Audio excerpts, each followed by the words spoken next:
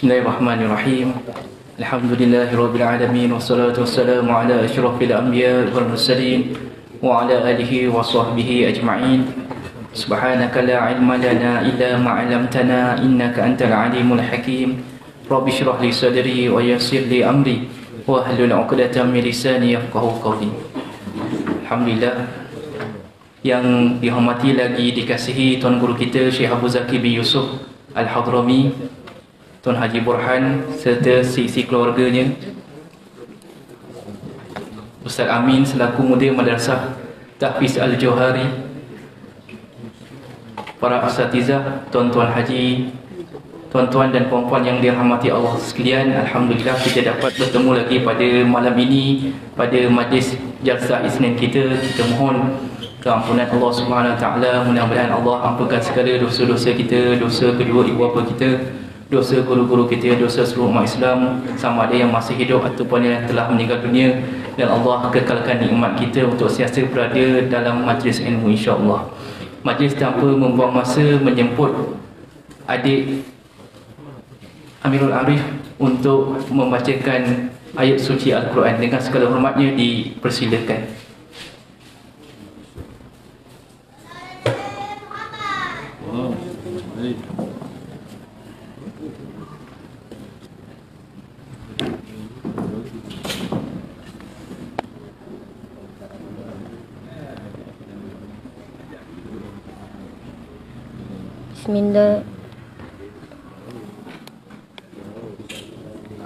Bismillahirrahmanirrahim.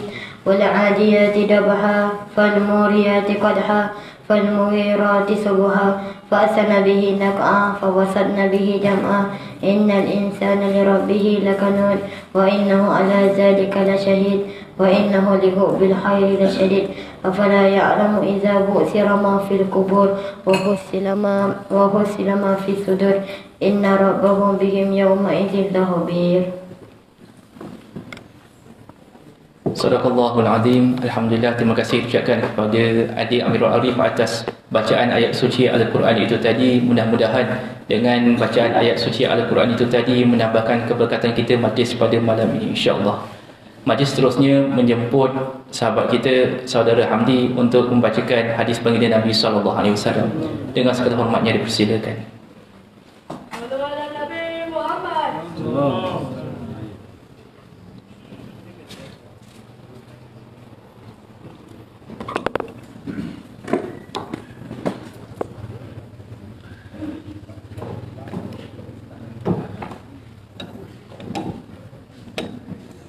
Bismillahirrahmanirrahim. Assalamualaikum warahmatullahi wabarakatuh. Hadis ke-37 daripada Matan Arba'in Imam Nawawi. Amalan kebaikan itu dilipat kali gandakan. An Abi Abbas, an Ibni Abbas radhiyallahu anhuma an Rasulillah sallallahu alaihi wasallam fima yarwihi an rabbih tabaraka wa ta'ala. Inna Allah katabal hasanati was sayyiat summa bayyana zalik faman hamma bihasanatin falam ya'milha katabaha indahu hasanatan kamilah wa in hamma biha fa'amilaha katabaha Allahu indahu 'ashrata hasanatin ila 700 dha'fin ila ad'afin katsirah. Wa in hamma bisayyi'atin falam ya'malha katabaha Allahu 'indahu hasanatan kamilah wa in hamma biha fa'amilaha katabaha Allahu sayyi'atan wahidah. Dari Ibnu Abbas radhiyallahu anhuma, dari Rasulullah sallallahu alaihi wasallam, sebagaimana dia meriwayatkan dari Rabb-Nya yang Maha Suci dan Maha Tinggi, sesungguhnya Allah telah menetapkan kebaikan dan keburukan. Kemudian ia menjelaskan hal tersebut. Sesiapa yang ingin melaksanakan kebaikan kemudian dia tidak mengamalkannya, maka Allah Ta'ala akan mencatatnya sebagai satu kebaikan penuh. Dan jika seseorang meniatkan melakukan satu kebaikan dan dia melaksanakan kebaikan tersebut, nescaya Allah Ta'ala akan mencatatkan 10 kebaikan untuknya dan digandakan 700 dan digandakan sehingga gandaan yang banyak. Dan jika seseorang berniat melaksanakan keburukan, kemudian dia tidak melaksanakan keburukan tersebut, maka Allah Ta'ala akan mencatatkan baginya 1 kebaikan penuh. Sedangkan jika seseorang tersebut berniat melakukan keburukan, kemudian dia melaksanakan keburukan tersebut, maka Allah Ta'ala akan mencatatkannya untuknya 1 keburukan. Hadis riwayat Bukhari dan Muslim. Shadaqa Rasulullah. Alhamdulillah, terima kasih diucapkan kepada sahabat kita Saudara Hamdi atas bacaan hadis baginda Nabi SAW. Mudah-mudahan kita sentiasa berniat dan melaksanakan segala kebaikan sehingga kita, ke akhir hayat kita, insya-Allah. Majlis seterusnya menjemput adik Ahmad Zakwan untuk membacakan qasidah fardhi. Dengan segala hormatnya dipersilakan.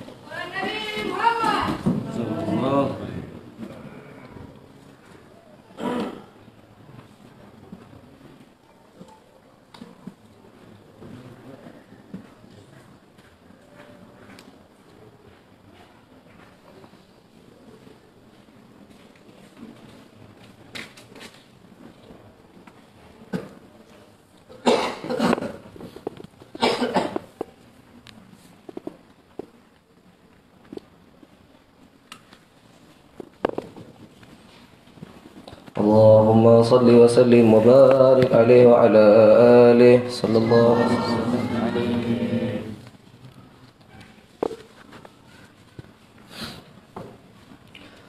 محمد أشرف الأعراب والعجم، محمد خير ما يمشي على قدمه، محمد باسط المعروف جامعه، محمد صاحب الإحسان والكرم، محمد تاج رسل الله قاطبة، محمد صادق الأقوال والكلم، محمد ثابت الميثاق حافظه، محمد طيب الأخلاق والشيم، محمد رؤيات بالنور تينته،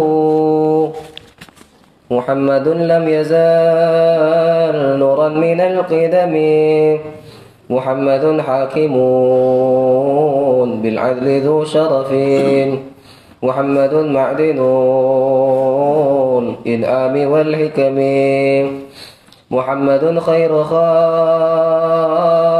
الله من مضر، محمد خير رسل الله كلهم، محمد دينه حق ندين به، محمد مجملا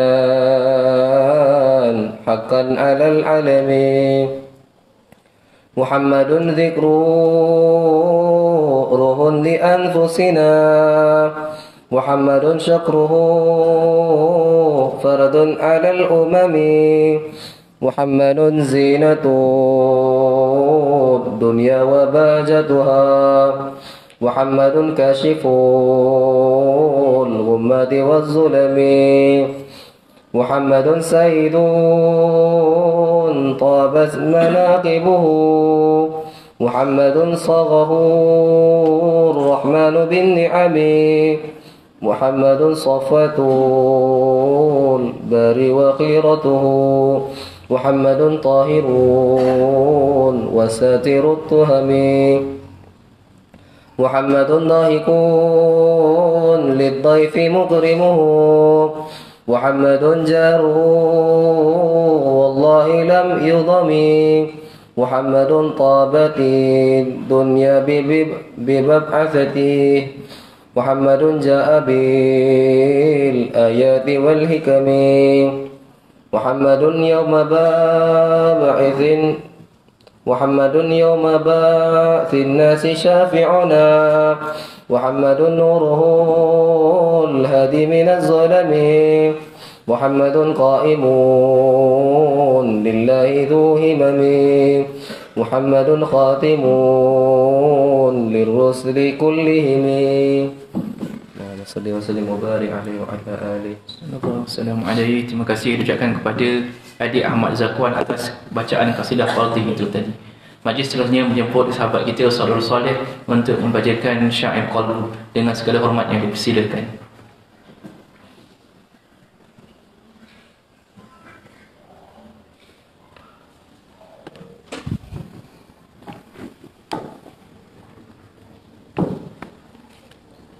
Bismillahirrahmanirrahim. Allahumma salli wa sallim ala Sayyidina Muhammadin wa ala ali Sayyidina Muhammad. Assalamualaikum. Hati-hati, aduhai teman, jangan sekali kau rasa aman.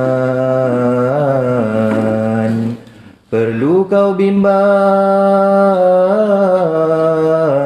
kukuhkah iman. Jaga-jaga perdaya syaitan. Kepada Allah kerap munajat, mohon dibimbing berbuat taat. Mohonkan Allah agar selamat, berlindung jangan tak sedar sesat. Jangan sekali sangka dah baik, apatah lagi magam dah naik. Lindungi ya Rabb, jangan terbalik. Janganlah ujub sangka cerdik. Allah ya Rabbi, aku mengaku teramat banyak dosa nistaku. Sungguhlah jelek tingkah dan laku. Kawallah aku, pelihara daku. Mohon ya Allah, iman tetapkan aku hamba-Mu. Engkaulah Tuhan. Mohon ya Rabbi, terpesong jangan. Kabulkan ya Rabb, ini rayuan. Alhamdulillahirrahmanirrahim. Terima kasih ucapkan kepada sahabat kita Sallallahu Soleh atas bacaan syair qalbu itu tadi. Majlis seterusnya menjemput Ustaz Akhyar untuk menyampaikan tausiah beliau dengan segala hormatnya dipersilakan.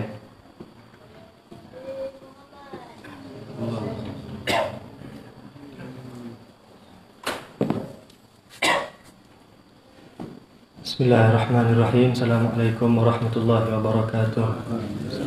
Alhamdulillahirabbil alamin wa bihi nasta'in ala umuri dunya waddin. Wa sallallahu sallama baraka ala sayyidina Muhammadin wa ala alihi wa sahbihi ajma'in.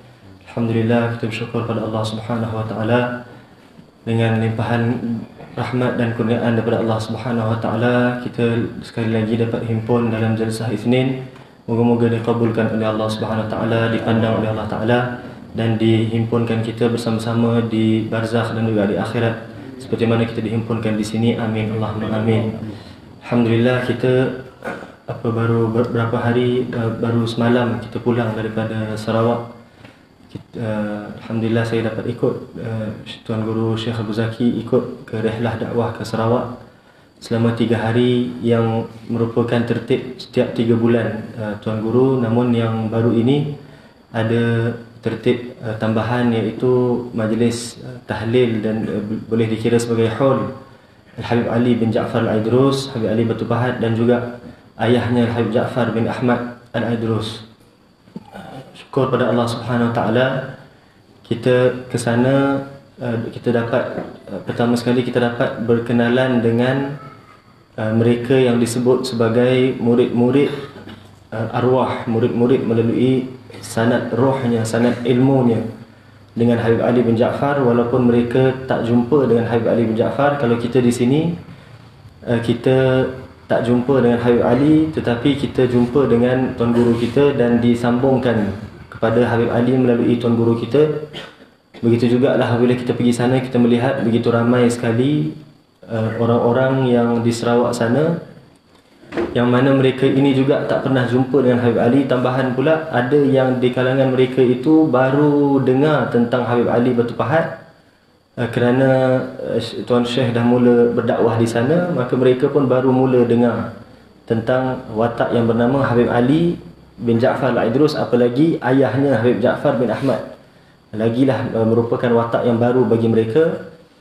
Namun dengan adanya rihlah dakwah ini membuatkan mereka semua terpaut dengan Habib Ali. Subhanallah, kita lihat pada wajah-wajah mereka itu, awal mula kita sampai, sebelum haul mereka seronok nakkan mendengar tentang Habib Ali, dengar kisah tentang Habib Ja'far, dan seronok nak mendengarkan tentang bagaimana pengalaman-pengalaman orang-orang yang pernah berjumpa dengan Habib Ali bin Ja'far Al-Aidrus. Namun selepas itu kita lihat mereka ini seolah-olah keadaannya dah berubah. Kita habis majlis haul itu, malamnya kita ada majlis burdah selepas isyak, dan majlis burdah itu atas niat daripada Tuan Guru kita, diniatkan majlis itu menjadi sambungan bagi majlis haul yang diadakan pada tengah hari. Maka disambungkan cerita tentang wali-wali Allah dan sambung cerita tentang bagaimana kisah-kisah tentang Habib Ali dan Habib Ja'far.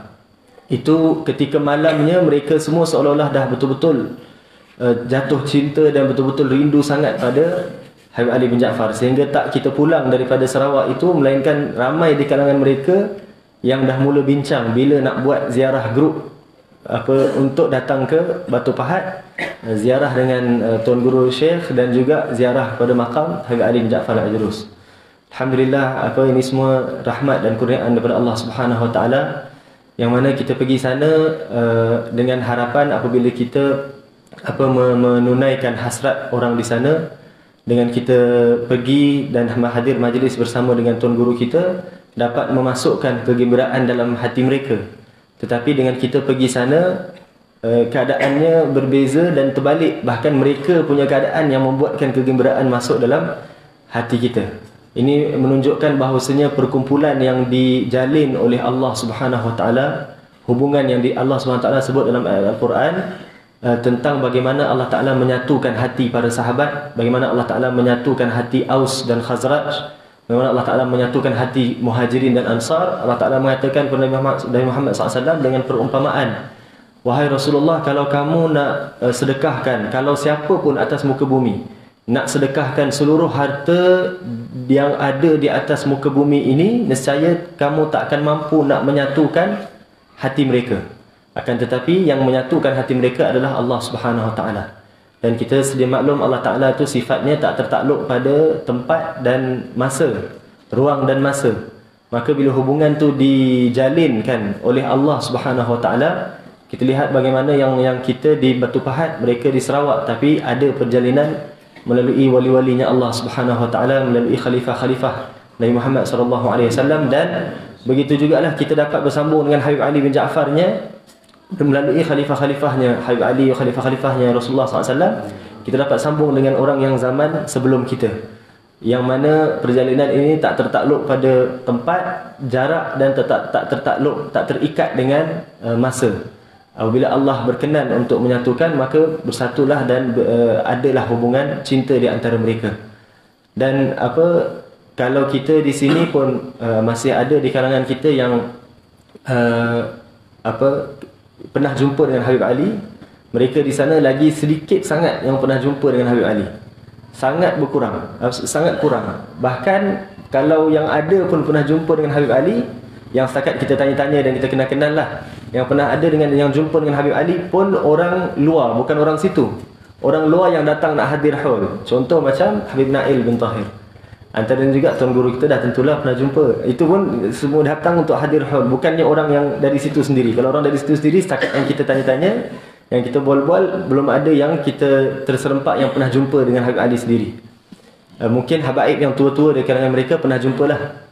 Begitu nak menunjukkan bagaimana cinta kepada wali-wali Allah itu bukanlah sesuatu yang syaratnya pernah jumpa.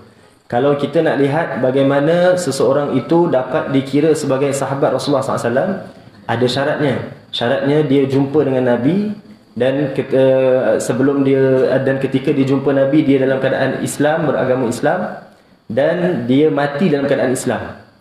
Maka ada syaratnya, pernah jumpa dan sebagainya. Sebab itulah Sayyidina Uwais Al-Qarni tak dikira sebagai sahabat walaupun dia hidup zaman Rasulullah, sebab dia tak pernah jumpa dengan Rasulullah SAW. Tetapi cintanya Uwais Al-Qarni diakui oleh Nabi Muhammad SAW walaupun tak pernah jumpa.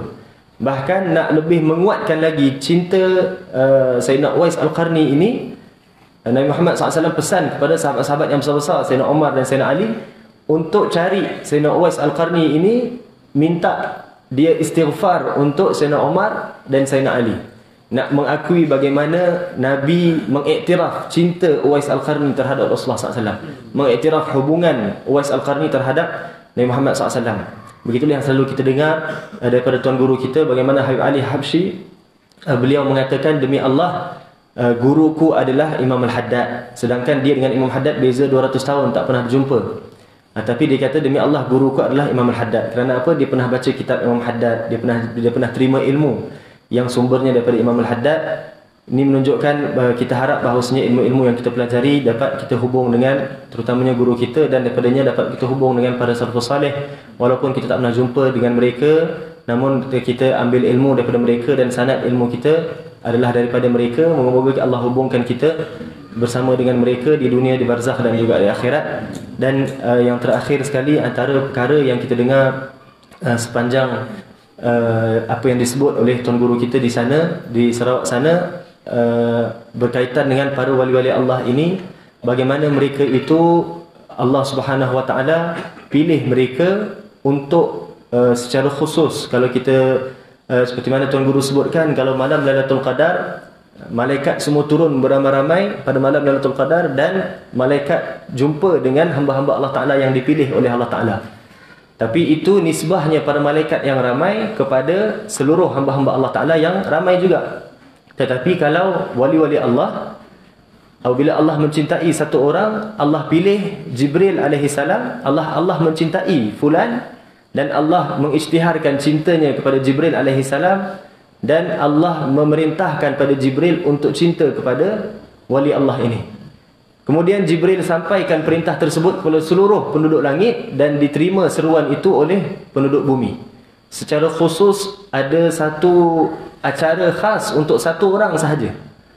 Dan nisbahnya bukan macam Lailatul Qadar. Kalau Lailatul Qadar tu mulianya Lailatul Qadar itu kerana turunnya ramai-ramai malaikat. Ini bayangkan betapa mulianya wali Allah ini, kerana seluruh malaikat yang ada menghadapkan cinta mereka pada satu hamba Allah Ta'ala, semata-mata kerana Allah dah mencintai hamba tersebut. Maka sebab itulah cinta yang banyak yang tertumpu kepada satu hamba Allah ini membuatkan sesiapa sahaja terikat kepada mereka atau terpaut hati pada mereka, pasti akan dapat bahagian yang besar daripada cinta Allah Ta'ala, kerana Allah dah mencintai wali Allah tersebut dengan cinta yang bersangatan.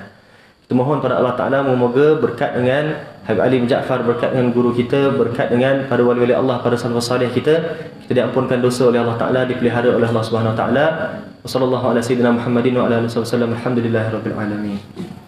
Alhamdulillah, terima kasih diucapkan kepada Ustaz Akhyar atas tausiah yang diberikan oleh beliau itu tadi. Mudah-mudahan kita semua, ahli keluarga kita, dijalinkan dengan semua wali Allah yang ada di dunia ini, sama ada yang masih hidup ataupun yang telah meninggal dunia.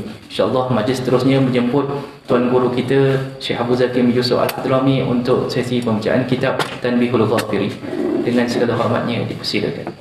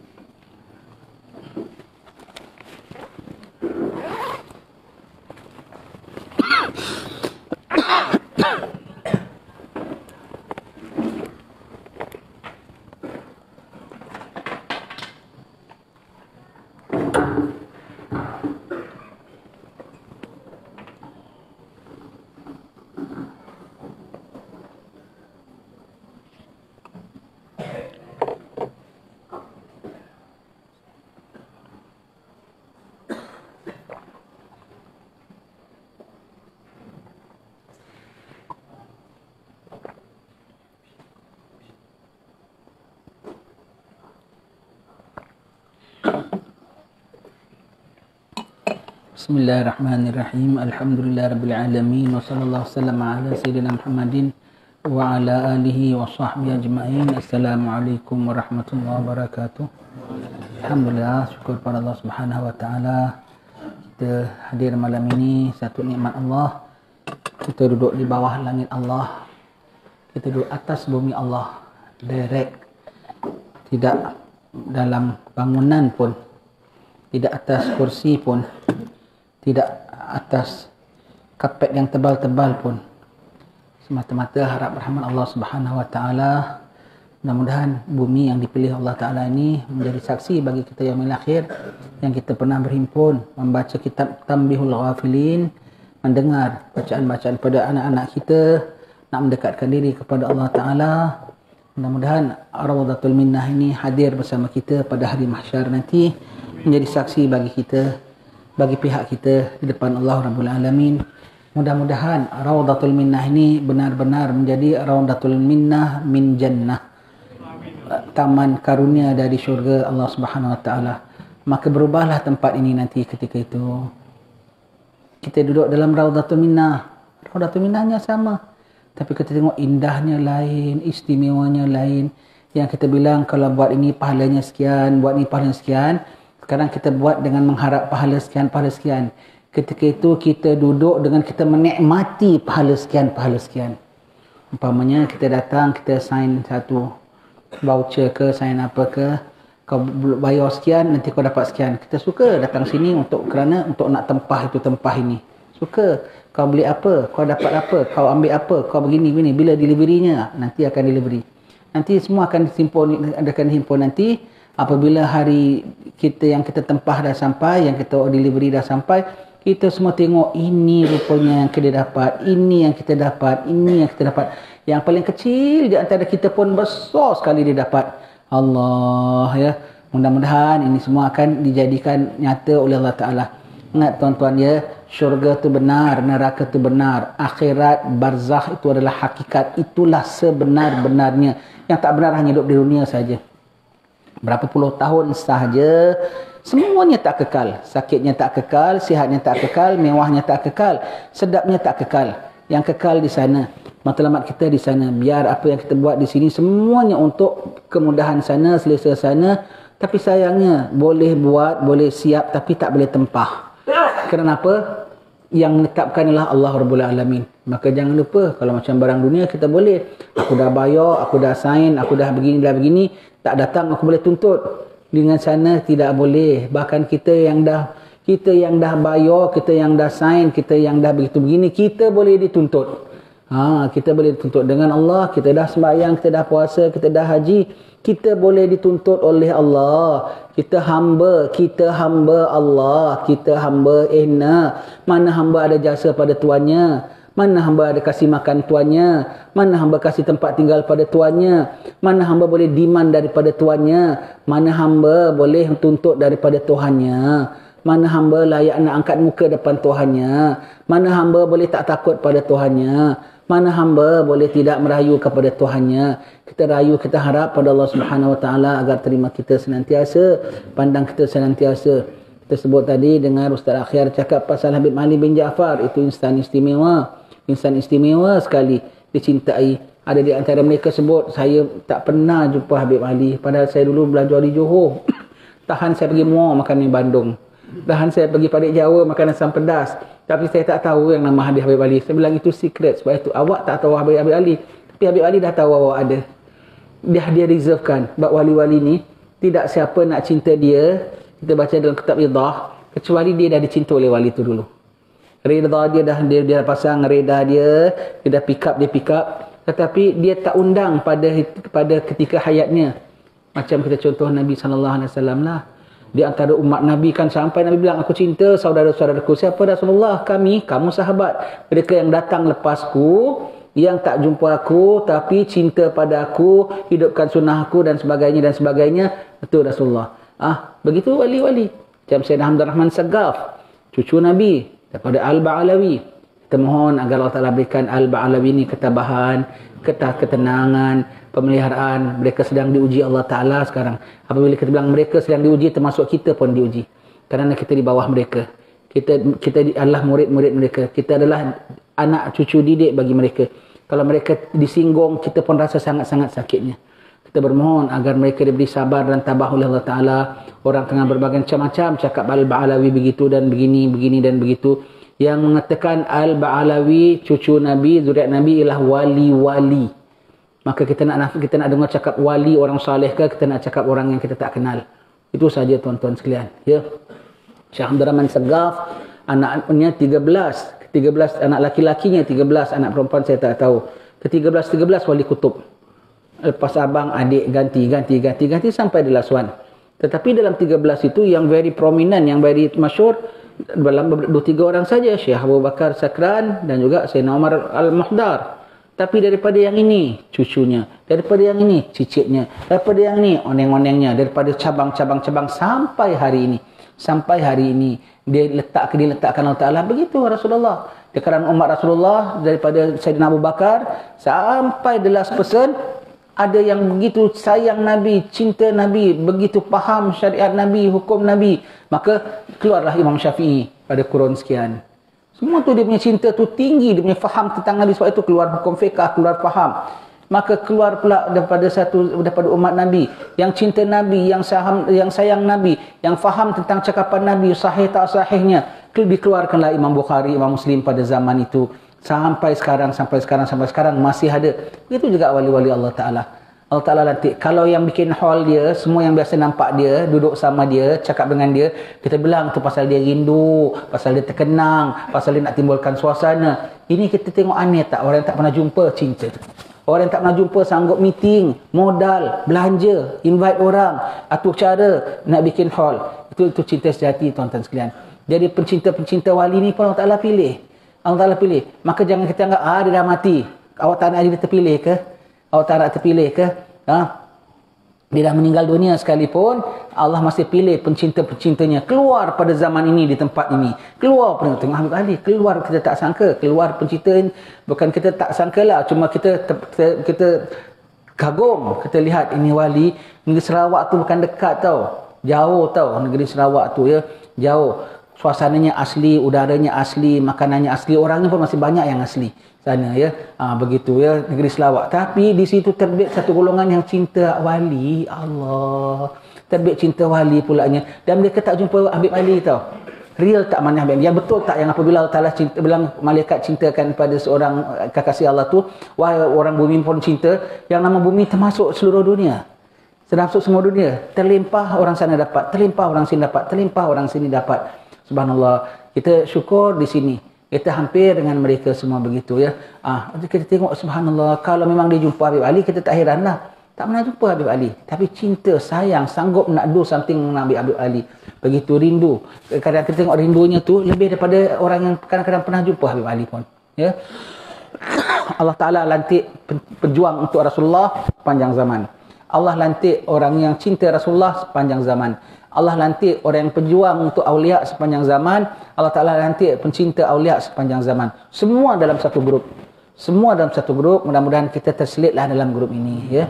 Sambung baca kitab kita, Tanbihul Ghafilin. Ini kitab kita. Ghafilin tu adalah kita. Ghafilin tu adalah kita. Yang lalai tu kita. Yang jahat kita. Yang pura-pura kita. Yang konon baik kita. Tapi hakikatnya kita masih daripada Ghafilin. Ya Allah, keluarkan kami daripada Ghafilin dengan Tanbihul Ghafilin, Ya Allah. Sampai kita pada muka surat 156.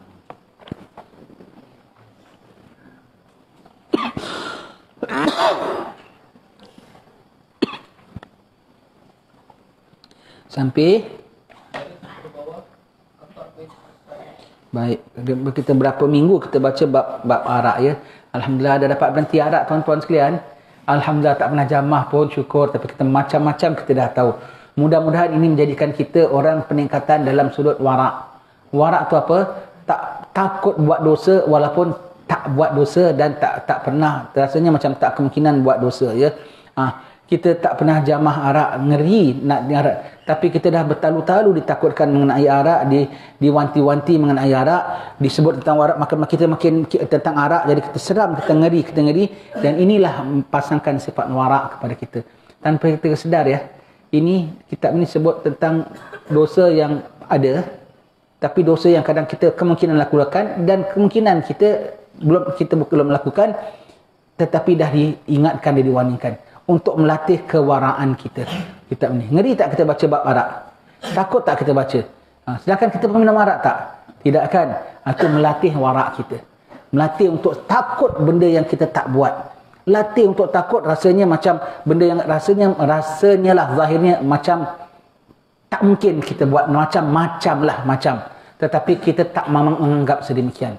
Jadi buat kita ini semua melatih kerohanian kita, mengupgrade kita dengan satu cara yang kita tak sedar.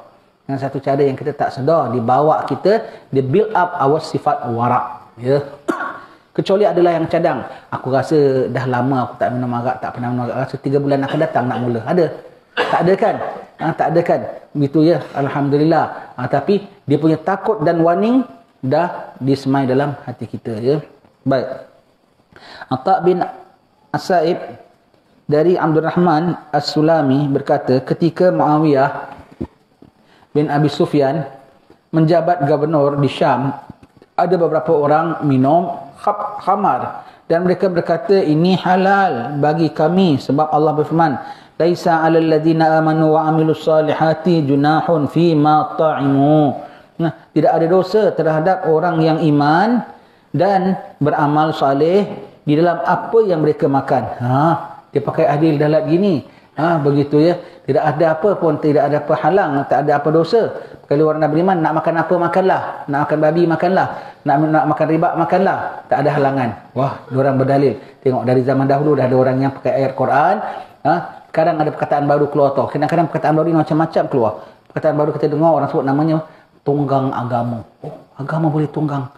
Setahu aku tunggang basikal, tunggang motosikal. Agama tunggang. Sekarang banyak orang keluar perkataan tunggang agama kan. Dari zaman dulu grup kau dah ada. Kita bilang pencinta Nabi dari dulu sampai ada. Pencinta wali dari dulu sampai sekarang masih ada. Orang yang pesen gini pun masih ada. Dari zaman dulu sekarang pun masih ada. Cuma nama dia lain sikit. Ini itu dia gunakan ayat Quran. Dia bolehkah gunakan ayat Quran kecuali orang yang tahu akan Quran? Orang yang ketahui. Kalau orang tak akan Quran, pedulilah, saya punya sukalah. Dia pakai ayat Quran, bermakna dia tahu Quran punya orang. Dia orang yang tahu Al-Quran. Baik. Maka Muawiyah segera menulis surat kepada Umar bin Al-Khattab. Lalu Umar menjawab surat Muawiyah supaya mengirimkan orang-orang itu ke Madinah sebelum mereka merosak orang-orang lain. Maka ketika telah tiba di Madinah, terus kena arrest ya. Kena tangkap. Warrant of arrest daripada Amirul Mukminin. Kena tangkap ya. kena tangkap ke Madinah ya. Sebelum dia rosak orang lain dengan fahaman dia yang begini, Sayyidina Umar panggil. Sayyidina Umar tadi baru petang kita baca di Baitul Bayan, dia sangat keras, sangat tegas. Nabi bilang orang yang paling kuat pegangan agamanya dan paling benar cakapnya Umar. Sebab itu dia tak banyak member. Umar tak banyak member tu. Dia tegas, dia nak bikin apa-apa dia bikin, dia tak peduli. Dia nak bikin. Sebab itu dia meninggal pun begitu orang dah tanam dia, kita sebut tanam sebab apa? Dia betul-betul mereka setakat tanam dia. Lepas ke bumi aja orang tu tinggal. Tak nak dekat-dekat sampai dah mati orang seram sama dia. Sahabat-sahabat sampai Sayyidina Abu Bakar dah sakit tenat, orang tanya Sayyidina Abu Bakar, siapa kau nak lantik ganti kau? Aku lantik Umar. Kau lantik Umar? Kau dah sakit begini, kau tak takut kau jumpa Allah? Allah tanya, kenapa kau lantik orang paling keras? Sayyidina Abu Bakar, aku akan jawab, aku lantik orang paling benar. Umar Al-Khattab. Rasulullah bilang dia tak banyak member. Tengok apa tindakan Sayyidina Umar. Kena warrant of arrest ya. Baik. Umar mengumpulkan sahabat dan bermesyuarat kepada mereka. Sahabat-sahabat berkata, ya Amirul Mukminin, mereka telah menyalahgunakan ayat Allah dan membuat hukum yang tidak diizinkan oleh Allah. Maka penggal sahaja leher mereka. Betul. Hukumnya minum arak rotan, tapi menghalalkan arak hukumnya kufur. Kufur. Pancung sahabat ni. Sayyidina Umar boleh jatuhkan hukum, tapi meeting. Why? Dia nak semua orang tahu apa ini. Bukan orang bilang dia punya keras, tapi hukum Allah. Jadi semua yang tahu hukum Allah boleh cakap. Maka Umar bertanya kepada Ali bin Abi Talib. Tengok ya. Sayyidina Umar, dia tahu hukum, dia tahu. Tapi dia punya mesyuarat dan mesti tak lupa konsult Sayyidina Ali.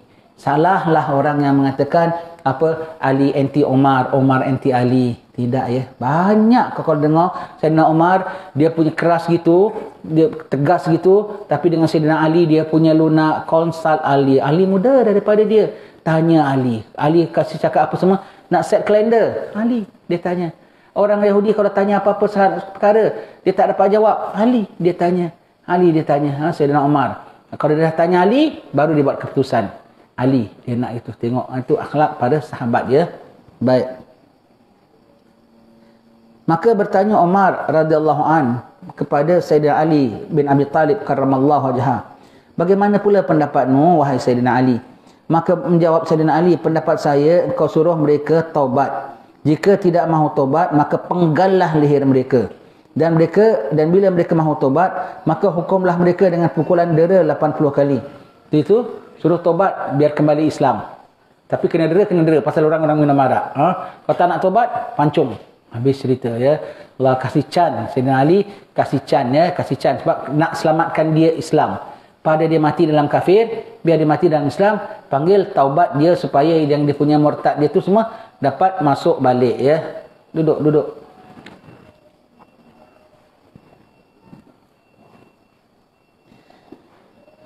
Maka Sayyidina Umar radhiyallahu anhu menyuruh mereka taubat, dan mereka taubat, maka dipukul mereka 80 kali. Allah, agak-agak duduk.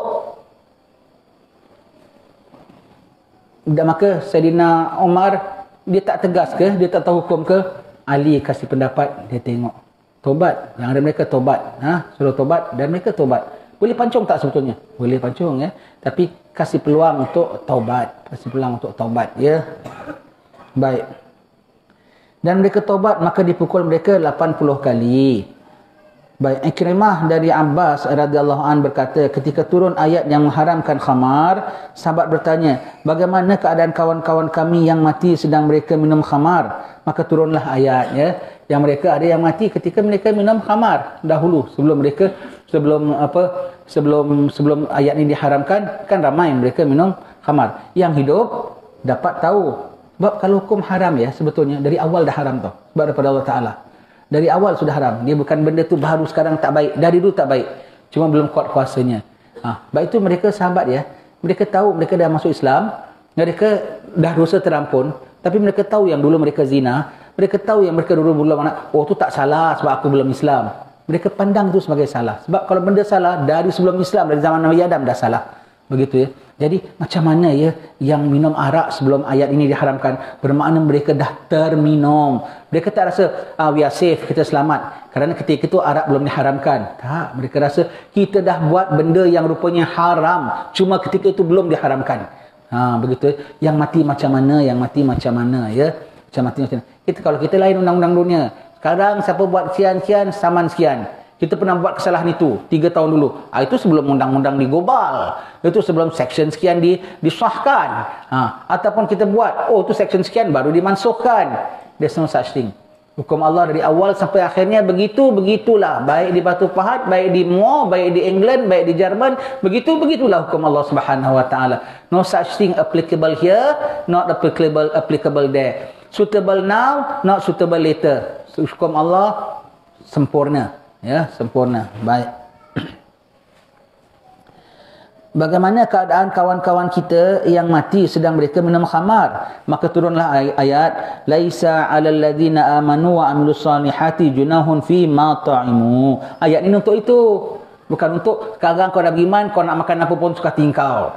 Begitu ya. Ayat ini untuk siapa dah beriman, tak kisah apa yang dia makan. Sebab masa jahiliah dulu kan makan riba. Zaman jahiliah kan makan babi. Zaman lahir dia tak tahu makan babi ke tidak lain sebab tak ada, tak tahu. Pokoknya makan haram lah. Pokoknya makan haram. Makan babi lah, yang segala yang non-muslim baru masuk Islam kan dulu kan makan babi kan. Semua tu macam mana ya? Alah, sudah makan babi dulu tu macam. Lu jangan bimbang, ini ayat sudah turun. Itu macam ya. Semua tidak ada masalah bagi orang yang dah beriman atas apa yang dia makan. Apa dia makan dahulu sebelum Islam, mafhumnya ya. Baik. Tidak ada dosa terhadap orang-orang yang beriman dan beramal saleh dalam apa yang mereka makan, yakni sebelum diharamkan, sebelum turut ayat yang mengharamkan. Tapi benda tu jelek, tetap jelek. Cuma belum Allah Taala masih beri keringanan. Masih beri keringanan, ya. Baik. Sebab itu yang nama hukum perang sabilillah dah ada belum? Dah. Walau dalam aman sekalipun. Dia tak tunggu dah perang baru hukumnya ada tau. Dah dalam aman, ada. Maka setiap mukmin kena niat dalam hati, kalau ada seruan aku turun. Siapa tak turun, matinya mati jahiliah. Walaupun begitu, sebab hukum Islam, year and later same. Sekarang dah ada, sekarang tidak bermakna sekarang dia dah ambil kampak mengamuk sana sini. Haram, berdosa. Tapi dalam hati, dalam diam siap siaganya, walaupun dalam keadaan aman, damai, harmoni sekalipun, standby untuk jaga agama Islam kena senantiasa. Macam orang nak jaga pencuri. Tunggu pencuri datang baru kunci pintu ke? Senantiasa kan? Begitulah. Dari pencuri agama kena senantiasa. Hukum Allah very clear. Dari dulu sampai sekarang sama.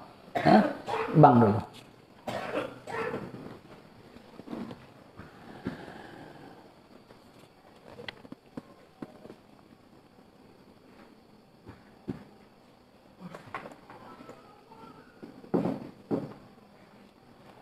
Allahu Akbar, Allahu Akbar, Allahu Akbar, Allahu Akbar.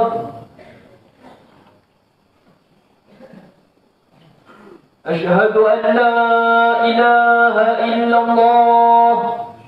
Ashhadu an la ilaha illallah. Ashhadu anna Muhammadar Rasulullah.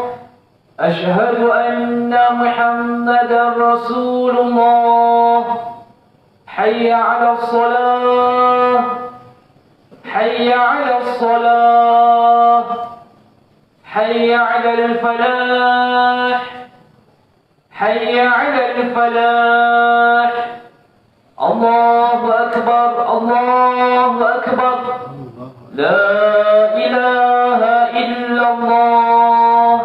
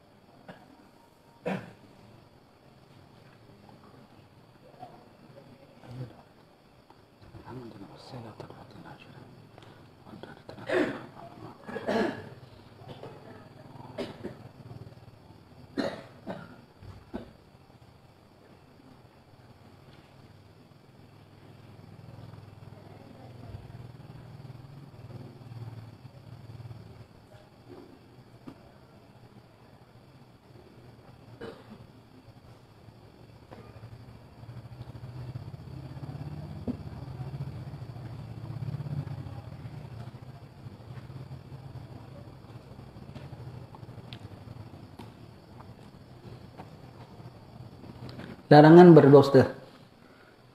Orang kalau kaki dusta, walau kecil sekalipun, itu nama imannya tak betul. Ada kuman munafiknya. Tanda orang munafik, kalau cakap dusta, kalau janji mungkir, kalau beri amanah khianat. Dia biasa package 3 in 1. Ada satu kau cek, yang lagi satu begitu.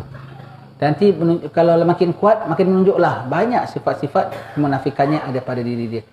Walau gurau sekalipun, walau dengan anak sekalipun. Abang ada gula, abang ada gula. Bukan abang lah, yai Yai ada gula, yai ada gula. Kosong. Tak boleh. Itu namanya bohong. Bohong namanya ya. Tak boleh begitu. Menipu. Walau dengan budak-budak sekalipun, tak boleh. Itu tak boleh. Walau gurau sekalipun. Kenapa tak makan? Takut susuk jatuh lah. Walaupun gurau kan. Kalau ada orang gurau gitu, jangan ketawa. Tak kelakar. Gurau yang bohong, tak kelakar. Jangan ketawa. Jangan ketawa ya. Jangan ketawa. Buat selama buatan. Nanti lama-lama mudah-mudahan dia. Kalau kita boleh tegur, tegur. Kalau tak boleh tegur, jangan ketawa. Itu bukan gurau. Itu maksiat. Itu maksiat ya. Itu maksiat. Walau gurau sekalipun, kita tak suka sekali. Orang gurau-gurau apa yang bohong, kita tak suka sekali. Tanda orang yang tak prihatin tentang halal haram, hukum syariat Allah Subhanahu wa taala. Orang tak umpamakan. Dan orang kalau dah senantiasa bohong, Allah akan cap dia jadi pembohong, dia tak boleh cakap betul. Apapun diriwayat mesti ada salahnya. Sama ada sengaja ataupun tidak, dia tak boleh cakap tepat. Kalau makan es krim pun, Kalau es krim apa tadi? Es krim durian, padahal es krim lychee umpamanya lah ya. Pun mesti ada dia punya nak twistnya. Mesti ada nak twistnya. Apa? Paling tidak, akan makan es krim apa? Es krim durian, sedap. Oh sedap, bukan main. Padahal sedap, tak ada bukan mainnya. Mesti nak tambah sikit. Mesti ada bohongnya tu ada. Orang kalau bohong, cakapnya apa pun, apa riwayat pun, apa cerita pun, mesti nak ada twistnya, sikit pun jadilah. Orang yang tak biasa bohong, kau cakap mesti nak benar, cakap nak benar, tak boleh bohong. Kadang-kadang sampai terbuka dia punya aib dia. Tak pandai nak bohong. Kalau bohong bertakut-takut semua. Ini polis ya, dia ada lie detector tau. Kita kan macam mana lah mesin lie detector. Rupa dia test orang ni pembohong tak pembohong. Nanti dia akan salah satu cara dia punya test, dia kasih taruhlah 10 soalan ke gitu. Semuanya kau jawab ya. Awak sedang berada di Batu Pahat? Ya. Awak wang lanang? Ya. Awak dah kahwin? Ya. Umpamanya lah ya. Dan awak suka makan babi? Ya. Umpamanya ya. Dan awak pernah mencuri? Ya. Semuanya begitu umpamanya ya. Semua taruh ya. Kemudian dia kasih lagi 10 soalan, semua jawab tidak. Awak berada di England? Tidak. Awak berada di Parit Raja? Tidak. Awak doyan tempe? Tidak. Umpamanya ya. Nanti dia tengok tau, badan kita dia pasangkan macam ECG tau. Begitu Lepas tu tuan-tuan jangan berani nak bohong. Kalau polis tanya apa-apa, jawab yang jujur ya. Dia boleh test dan kita tengok berkesan. Sebab dia tengok ngalui diri kita. Sebab Nabi bilang dalam hati ada, dalam diri manusia ada sekotol daging. Kalau baik-baik, kalau buruk-buruk. Ini tak boleh bohong, ini hati. Jadi orang kalau kaki pembohong, dan disuruh bohong, grafnya tak apa-apa. Awak di England? Ya. Tak apa-apa, selamba aja dia. Double aja. Awak orang perempuan? Ya. Oh, tak apa-apa. Kalau kita kan berdebar. Orang perempuan, aku pun perempuan kok bilang orang perempuan umpamanya ya gitu. Tak ada apa-apa pun. Tapi orang kalau tak jenis pembohong, dan kita tahu, dia mengetahui kita sedang bohong, grafnya naik. Oh, ini orang jenis tak pembohong. Ini orang jenis, nanti baru dia tanya apa yang dia nak tanya. Ini kita kasih tahulah. Jadi kalau kena tanya dengan polis, kau jangan nak pura-pura. Boleh tahu bohong tak bohong. Lie detector. Apa Nabi dah bilang, jantung tak boleh dia kontrol kan. Kalau dia baik begitu ya, tak boleh nak didustai. Begitu. Kalau orang jenis pembohong, suruh apa bohong pun, dia dia cakap, boleh senyum, tak berdebar pun. Pembohong punya orang. Dia tak bersalah. Dia tak rasa, tak berdebar ketika dia bohong. Yang tak pembohong, berdebar kalau bohong, grafnya naik berkedut-kedut. Kita tengok. Padahal pegawai yang tanya tu, kita tahu pegawai tu tahu yang dia sedang bohong. Begitu ya. Jadi tengok ya, orang kalau pembohong begitu. Dia tak boleh bohong. Dia bohong, nampak ketara bahawasanya dia bohong. Allah Ta'ala piara. Ya, baik. Larangan berdusta.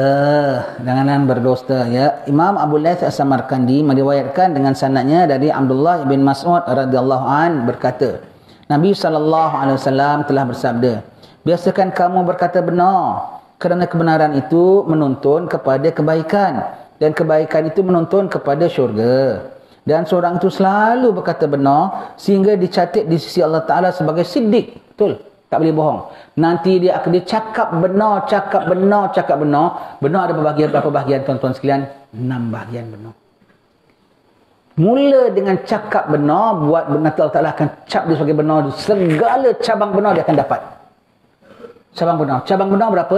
6. Nombor 1 ialah benar dalam percakapan. Maksud benar dalam cakapan bukan hanya tak bohong, cakapnya fakta. Kalau dia bilang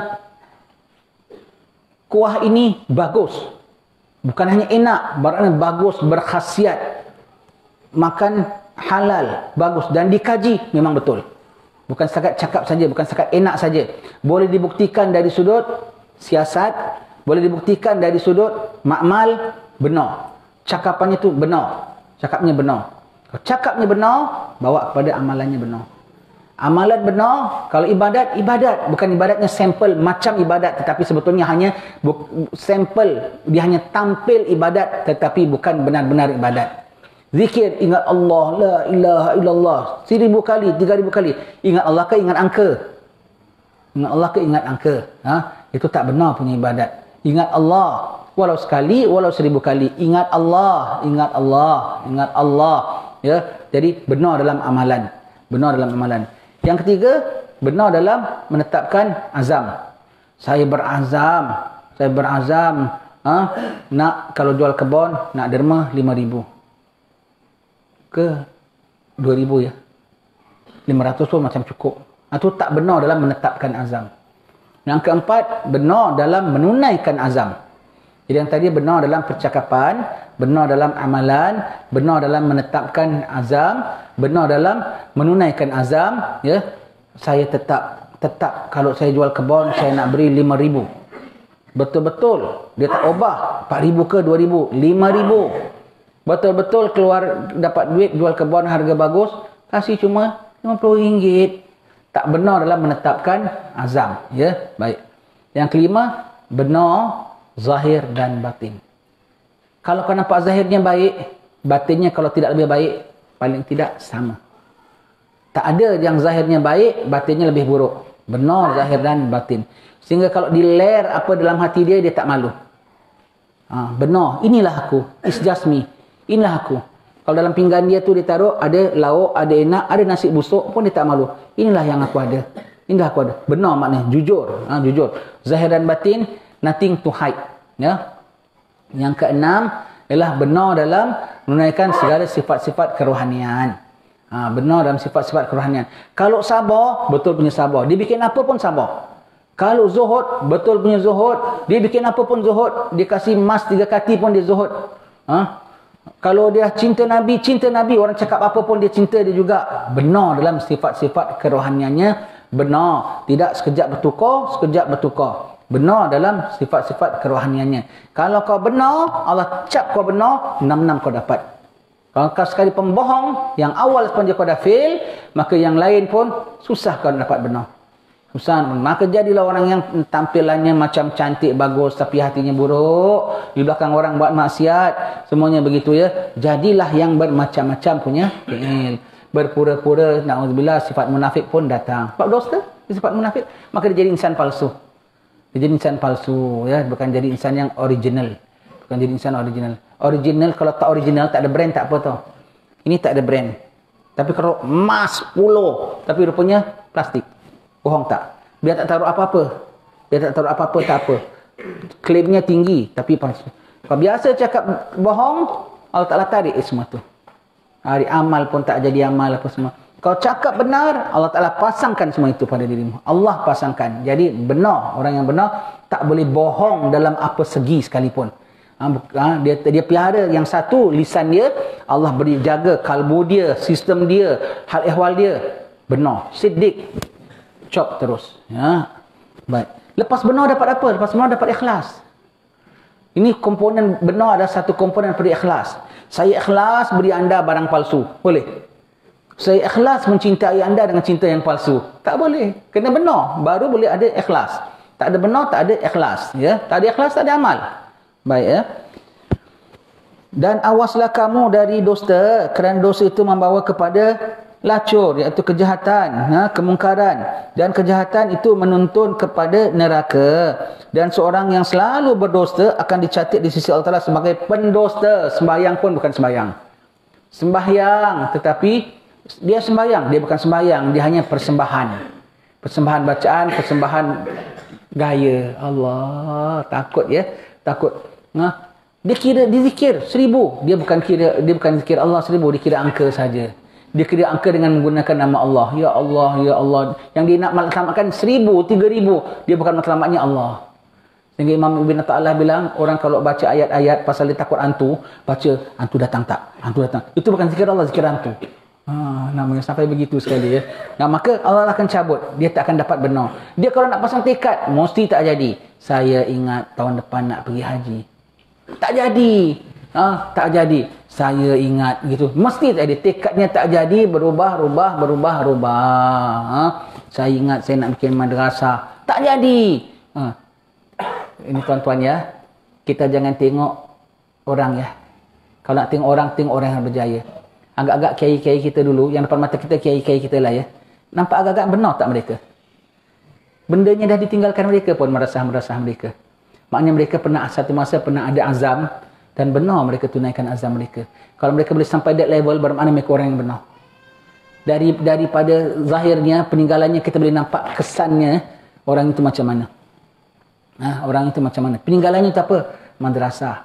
Kenapa dia bikin madrasah? Dia ada azam. Dan ditunaikan azamnya tak? Nah, sampai sekarang madrasahnya masih tegak berdiri. Itu dia penunaian azam dia. Menunjukkan benar kiai ini. Menunjukkan awal mula cakapnya itu benar. Ajarannya itu benar.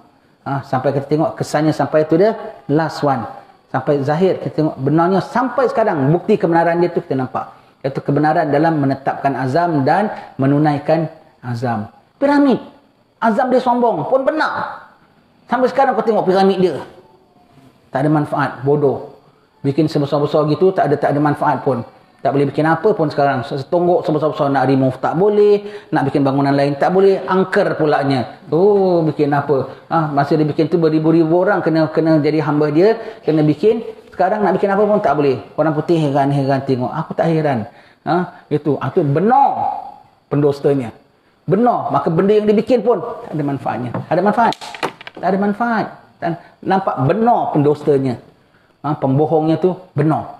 Sampai benda yang dibikin tu sebesar-besar piramid tu, sebesar-besar lah pembohongnya Firaun. Sehebat-hebatnya Firaun tu, sehebat-hebatlah jahatnya dia.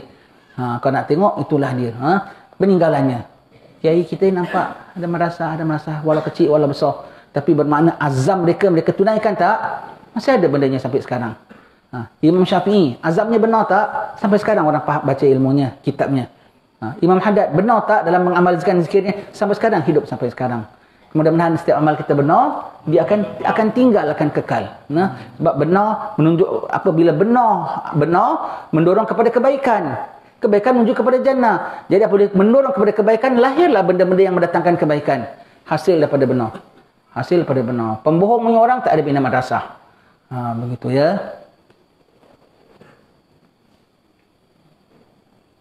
Dan kejahatan itu menuntun ke dalam neraka. Dan seorang yang biasa berdusta, iaitu senantiasa berdusta, akan dicap di sisi Allah sebagai pendusta. Hadisnya taruh dicap ya. Dicap. Ini pada hadis Nabi ya. Dicap.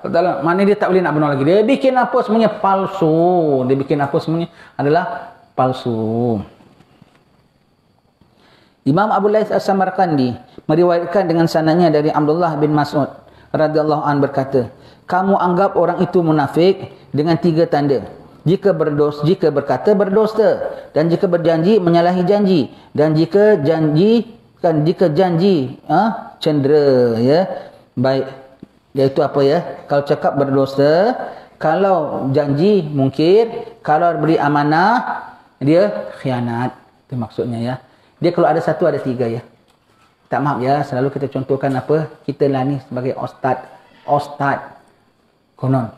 Kita jangan lupa tahu, kita kalau sebut diri kita ustaz, kita kena pasang perkataan konon. Ustaz konon. Kalau orang lain ustaz real, ya. Kita ni sebagai ustaz konon, ya. Kalau ada satu ada tiga, ya. Datang lambat, kuliah bilang pukul sekian, tapi kau datang lambat sekian. Ini selalu kita contoh lah, ya.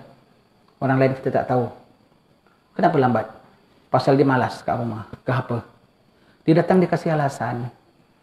Datang kasih alasan. Bohong tak? Tuan-tuan, minta maaf ya, tadi saya ada urusan, tak boleh elak. Tak boleh elak. Apalagi kalau bilang ada orang datang. Bohong.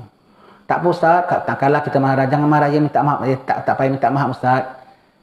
Sebetulnya dah dimaafkan ke belum? Dimaafkan pasal dia bilang dia ada urusan. Tapi sebetulnya tak ada urusan.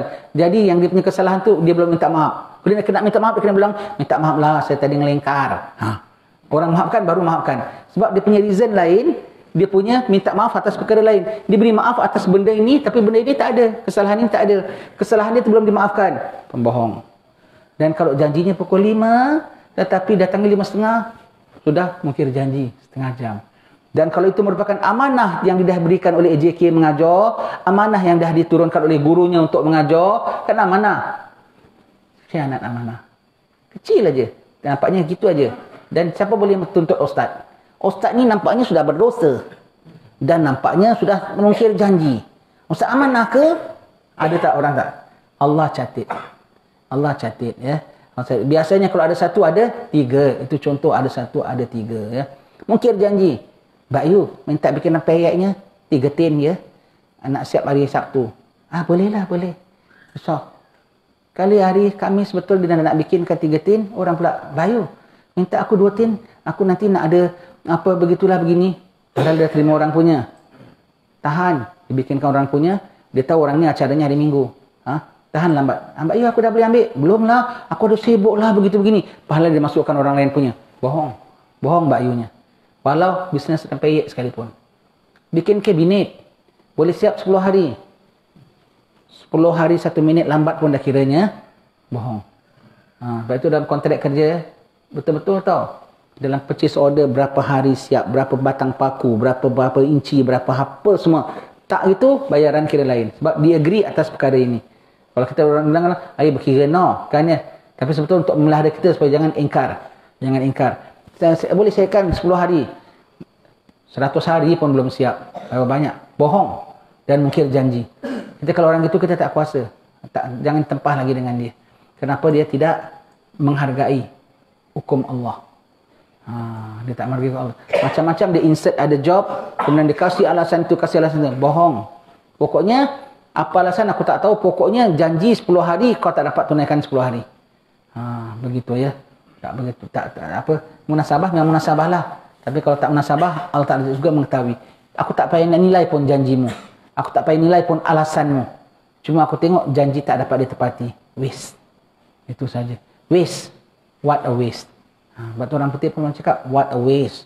Sia-sia. Pasal, ya waste. Ya sudah. Maka what a waste. Why? Waste. Begitu ya. Kadang bahasa orang putih, bahasa Jawa ni macam ada kena. Macam Ustaz Amir bilang, zaman bien and zaman beyond. Zaman bien zaman dulu, zaman beyond tu zaman kemudian. Beyond tu orang putih, bien tu Jawa. Zaman bien kena ingat zaman beyond. Ya waste, what a waste. Begitu ya. Ada macam ada sama begitu ya. Kalau buat trouble, ia jadi orang sebel. Pun begitu. Jadi dia punya perkataan tu ada macam rhyme juga ya. Baiklah. Wa minhum man ahadallahu la in atana min fadlihi lanasaddakanna wa lanakunanna minas salihin falamma atahum min fadlihi bakhilu bihi wa tawallaw anhum mu'ridun fa'aqabahum nifakan fi qulubihim ila yaumi yalqawnahu bima akhlafullaha ma wa'aduhu wa bima kanu yakdzibun. Di antara mereka orang munafik ada yang berjanji kepada Allah, jika kami diberi kekayaan oleh Allah pasti kami akan bersedekah dan menjadi orang yang soleh. Ini tadi bilang tadi lah. Kalau aku jual kebun, aku nak kasih 5,000. Last kasih berapa? RM5. Alamak. Dia tak agaknya ya? Ada barangkali ya. Kalau ada kita tobat ya. Dan ketika diberi Allah Ta'ala kekayaan, tiba-tiba mereka kikir dan berpaling serta mengabaikan. Maka mengakibatkan nifak dalam hati mereka hingga hari kiamat. Kerana mereka telah menyalahi janjinya kepada Allah dan kerana mereka berdosa. Tak benar dalam meningkatkan azam mereka. Berdosa. Dia berdosa. Kepada siapa? Kepada Allah. Aku nak ini, aku nak ini, aku nak ini. Tetapi apa? Tidak ditunaikan, ya. Dengan manusia lain. Tu kalau dengan Allah tu azam namanya, ya. Dengan manusia namanya janji, dengan Allah Taala tu namanya azam. Kiranya dosa juga, ya. Imam Abu Layth As-Samarkandi meriwayatkan dengan sanadnya dari Malik berkata, tuan-tuan ya, kalau kita nakkan ilmu kita ditambah Allah dan dimanfaatkan Allah, setiap kali kita baca, kita faham aja, kita dalam hati, alhamdulillah aku dapat ilmu ini, alhamdulillah aku diingatkan ini, alhamdulillah aku dapat tahu ini, alhamdulillah aku dapat belajar ini. Nanti Allah Ta'ala tambah. La in syakartum la'azidannakum. Setiap kali kita baca gini, syukurnya aku kok ditegur. Alhamdulillah ini aku ni diingatkan. Alhamdulillah ya Allah. Kita syukur nanti Allah Ta'ala tambahkan fahamnya, manfaatnya, ilmunya lagi.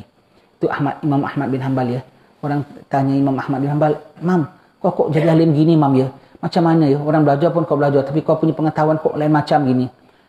Pasal setiap kali aku faham, aku syukur. Setiap kali aku faham, aku syukur. Syukur dengan mengamalkannya, syukur dengan perasaannya, syukur dengan penghargaannya. Jadi setiap kali kita dapat ni, alhamdulillah, kok aku ditegur malam ini. Alhamdulillah, kok sampai khabaran ni pada aku malam ini. Kalau tak sampai malam ini, mungkin tengah apa sampai pada kita, orang nyanyi-nyanyi kat TV sampai pada kita malam ini. Mungkin tak? Mungkin ya. Mungkin apa sampai pada kita malam ni? Tom Yam dah sampai pada kita malam ini. Tapi alhamdulillah yang sampai ya Tom Yam ya bagus, ya.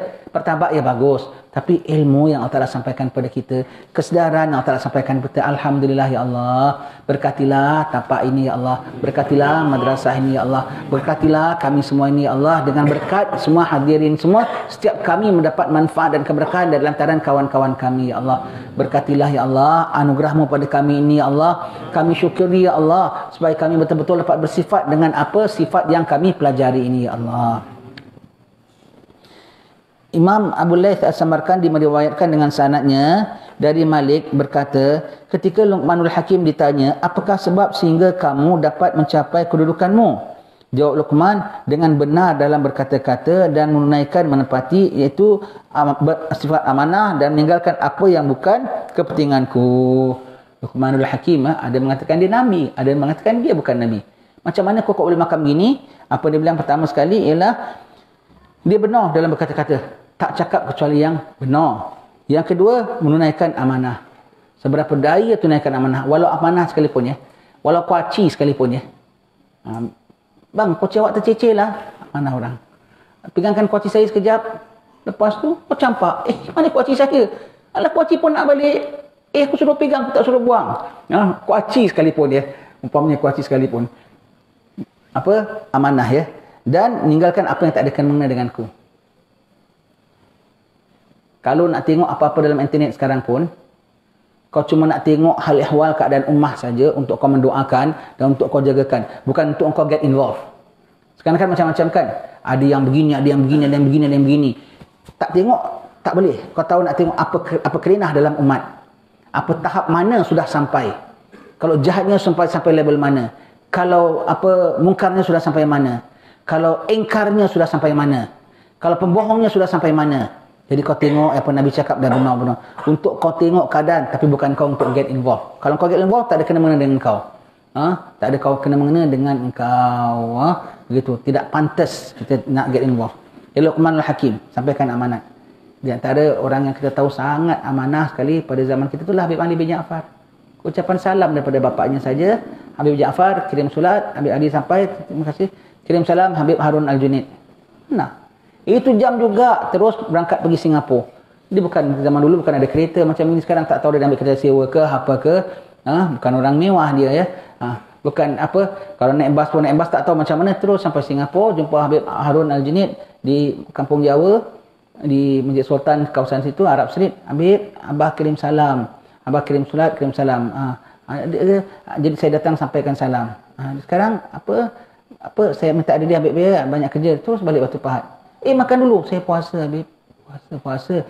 Dapat surat hanya untuk cakap abah kirim salam. Amanah. Rambutan, dia dulu duduk kat bakal condong. Cina tu bilang, dia bilang sewa rumah dengan Cina, wali Allah sewa rumah dengan Cina. Orang nak kasih rumah tak nak pun tak nak, sewa rumah kecil, luar ada pokok rambutan. Cina tu cakap, Habib, Cina tak cakap dia tak makan. Yang disewa rumah yang di Suluk Wanmo, orang tak cakap dia tak makan, dia tak ambil. Kalau dia nak dia minta, tak salah dia minta. Jadi kalau ada daya datang Singapura kan, orang Singapura kan tengok pokok buah di pokok kan satu benda yang menarik bagi mereka. Habib Ali bilang, ini berbuah saya tak boleh petikkan ni sebab bukan pokok saya cuma sewa rumah tak masuk pokok. Satu biji dia tak ambil. Yang rumah dulu Cina bersuara, maka dia berani ambil. Apa Cina bersuara? Satu hari Habib Abdul Rahman Haddad pergi rumah dia, Habib mari kita pergi. Habib Abdul Qadir Sagaf datang, orang top guy tu datang. Nanti dulu aku dah siapkan ini. Apa Habib? Rambutan, pokok. Pak Cina dah bilang, Habib ini kalau ada buah kawan datang makan ya. Jadi kalau kawan tak datang dia taklah makan. Dia nak makan, agak-agak kalau kawan datang makan, kawan tak datang boleh makan tak? Maknanya boleh makan dengan kawan pun boleh. Mafhumnya kan? Pasal Cina tu punya statement, kawan datang makan ya. Kawan datang baru dia makan, kawan tak datang dia taklah makan. Habib Ali ya.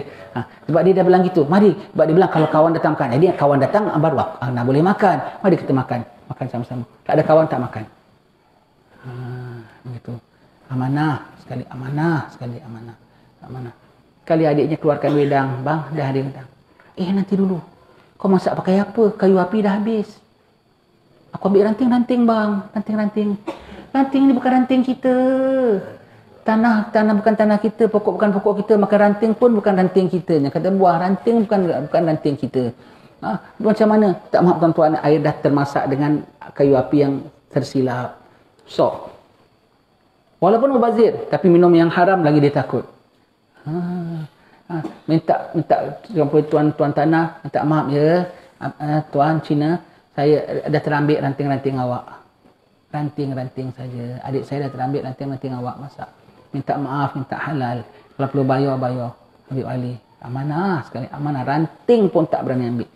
Kita padang sendiri berjingkit-jingkit, padang orang berlari-lari. Kalau orang punya, itu namanya ngerambul. Begitu ya. Habib Ali tidak begitu sifatnya ya. Syukur ya, kadang-kadang kita baca ini orang dulu Luqmanul Hakim. Orang zaman kita pun masih ada juga orang yang kayak gitu ya. Masih ada orang yang kayak gitu ya. Syukur pada Allah Subhanahu Wa Taala ya. Kita dapat tengok contoh depan mata kita ya. Depan mata kita. Yang tak ada kena-mengena jangan involve. Segala khabaran warta berita baik, surat khabar baik, kalau kau nak tahu hanya kau nak tengok hal ehwal umat sampai tahap mana. Jadi kau nak doakan, kau nak jagakan dalam hatimu tu, kau tahu sampai tahap mana. Tapi bukan untuk kau get involved. Not to get involved. What more to give comments. Orang buat salah ni komen. Orang buat salah, orang salah tu pun tak tengok pun apa kau cakap. Tak ada dengar pun, tak ada kesan pun.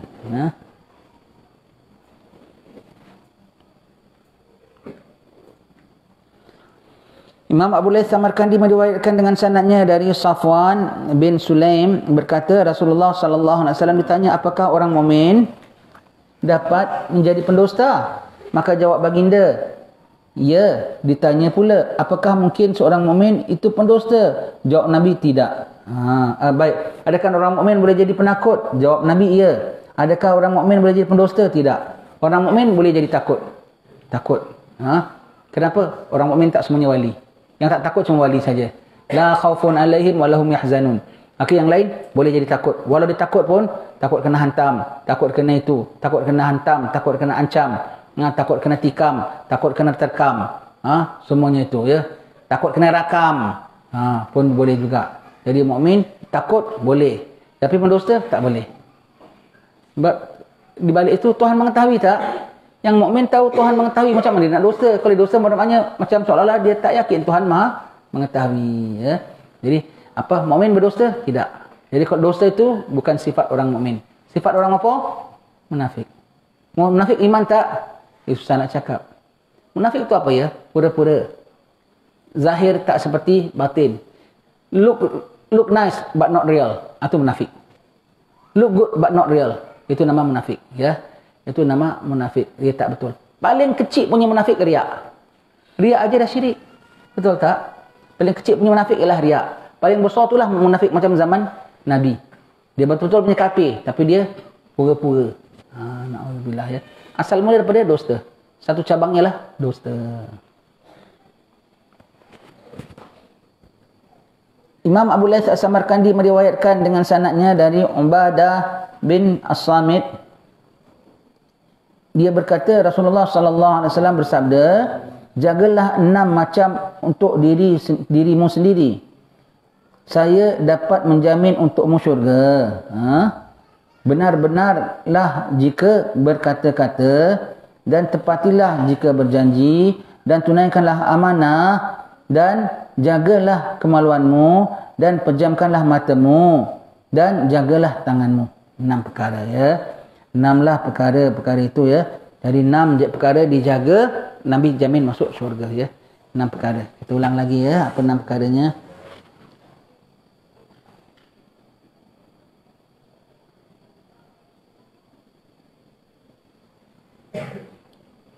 Benar dalam berkata-kata. Awal mula benar ya.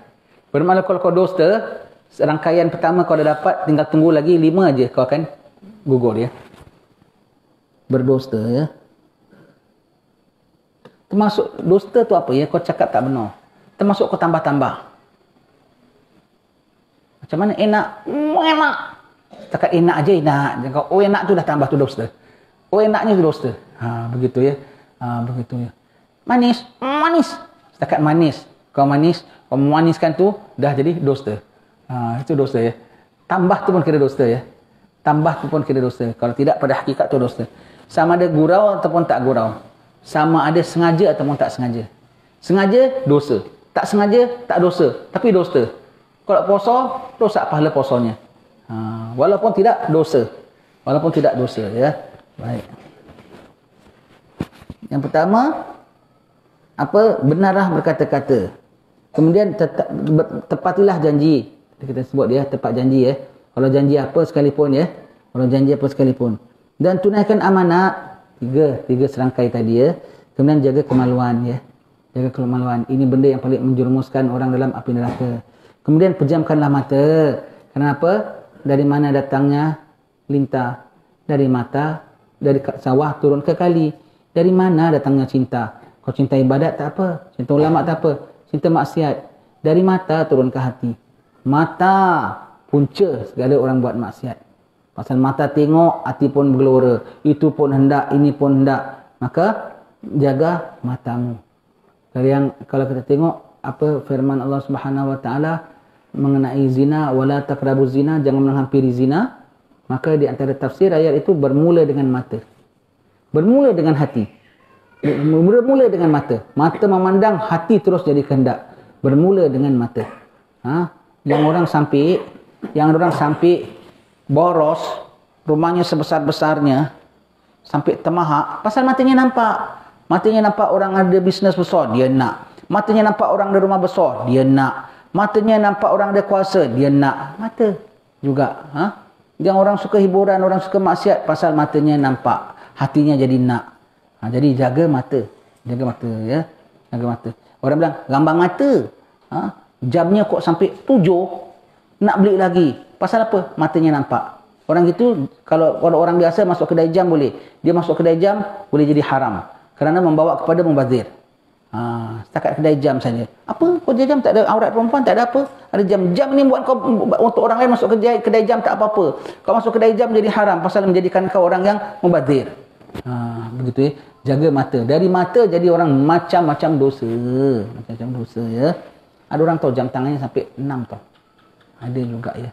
Oh, satu tak cukup dalam murah-murah. Paling tidak 400, 500 punya harga. Wah, ada 6-7 jam tangannya. Pakainya satu. Yang lagi 5 gantung. Alah, jawab hisap nanti. Ya. Jaga mata.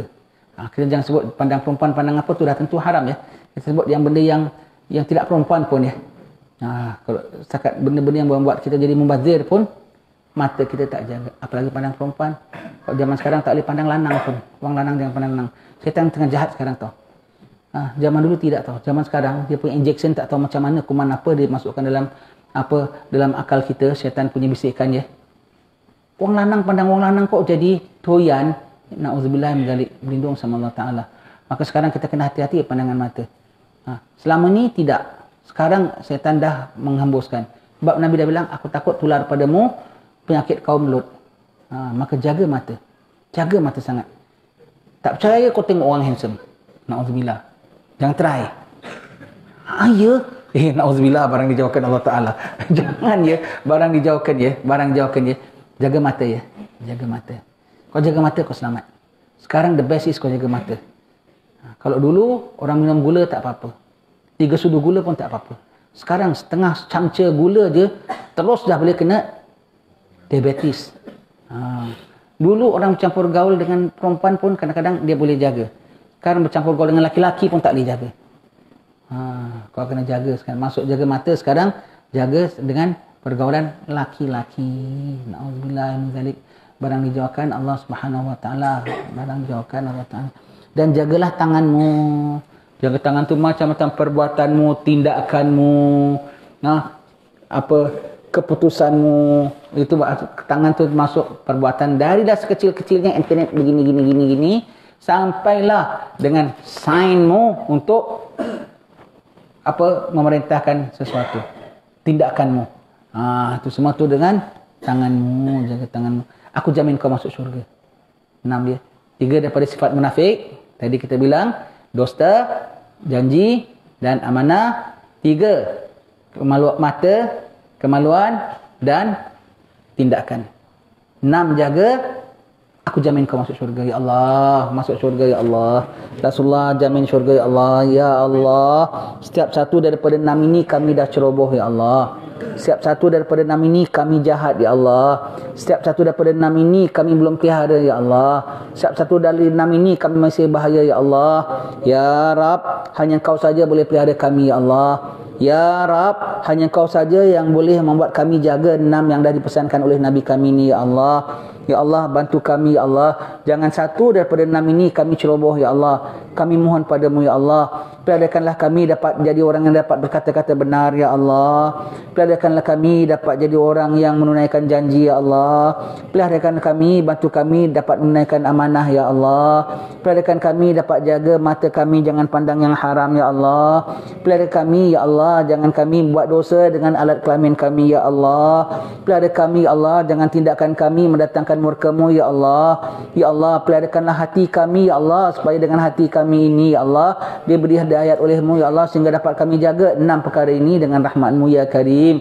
Dengan berkat majlis yang mulia ini ya Allah, dengan berkat Habib Ali bin Ja'far Al-Aidrus ya Allah, dengan berkat Imam Abu Laith Al-Samarkandi ya Allah, dengan rahmat-Mu wahai Tuhan seluruh sekalian alam, kami mohon ya Allah, kami berlindung dengan-Mu ya Allah. Jangan sampai kami tak jaga 6 ini sehingga kami terdedah kepada murka-Mu dan kami terdedah kepada neraka ya Karim. La haula wala quwata illa billahil aliyil azim. Imam Abu Laith Al-Samarkandi berkata, Nabi SAW telah mengumpulkan atau menyimpulkan semua kebaikan dalam 6 perkara, dalam 6 macam ini. InsyaAllah yang ini kita akan sambung baca pada pertemuan akan datang.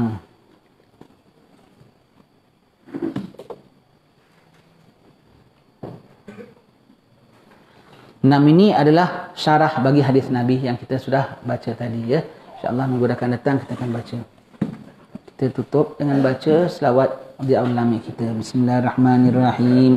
Ya Rabbi salli ala Muhammad habibika syafi'il musyaffa'. Ya Rabbi salli ala Muhammad ala al-wara rutbatan wa arfa'. Ya Rabbi salli ala Muhammad asmal baraya jahan wa awsa'. Ya Rabbi salli ala Muhammad wasluk bina Rabbi khaira mahya.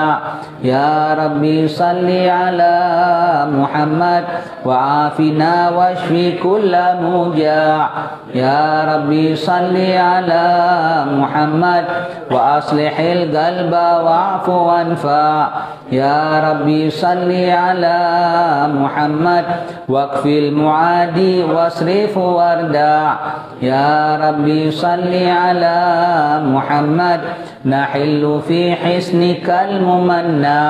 Ya Rabbi salli ala Muhammad Rabbi irda anna ridakal arfa'. Ya Rabbi salli ala Muhammad waj'al lana fil jinani majma'. Ya Rabbi salli ala Muhammad rafiq bina khaira khalqika ajma'. Ya Rabbi salli ala Muhammad. Ya Rabbi salli alaihi wa sallim. Allahumma salli wa sallim wa barik alaihi wa ala alihi. Tuan-tuan, akhir zaman fitnah banyak, ujian banyak. Begitu banyak fitnah dan ujian, lebih banyak lagi rahmat Allah Ta'ala. Maka sekaranglah waktunya. Kalau siapa yang nak jadi baik, sekarang. Siapa yang nak jadi jahat, sekarang. Siapa yang nak jadi baik pun sekarang. Siapa yang nak jadi teruk pun sekarang. Siapa nak ubah, nak jadi soleh pun sekarang. Siapa nak bergeng dengan orang jahat pun sekarang. Siapa nak geng dengan wali-wali pun sekarang. Sekaranglah waktunya. Sekarang waktunya. Dah tengah buka dua parti yang besar. Parti Iblis dan parti umat Muhammad. Ya. Maka di mana yang kita nak akan lulus. Nak masuk sini, cepat approvalnya. Dulu approvalnya makan susah. Nak masuk jadi geng jahat, approvalnya lambat. Sekarang belum masuk dah approve, nama kau dah dicatatkan membernya, bahkan kau kena padamkan. Dan yang kebaikan pun, belum kau buat salah, penyelamatnya dah ada, maka daftar. Sekarang senang, dua-dua senang. Tengah di open sekarang, Maka kita takut, sebagaimana kita takut dan kita cemas terhadap perkara-perkara buruk yang akan datang, begitu juga kita kena gairah dan harap dan besar hati untuk perkara-perkara kebaikan dan kemanfaatan. Macam mana sekalipun rahmat Allah Ta'ala lagi besar. Macam mana pun maha kuasa, maha power Allah Ta'ala. Tidak ada siapa orang jahat pun ada power walau sedikit sekalipun. Mereka bikin hanya propagandanya besar, tetapi sebetulnya porak-perandanya lagi besar. Dari segi Allah Ta'ala nampak ujiannya besar, tapi rahmatnya sangat besar. Wallahu a'lam bishawab. Assalamualaikum warahmatullahi wabarakatuh.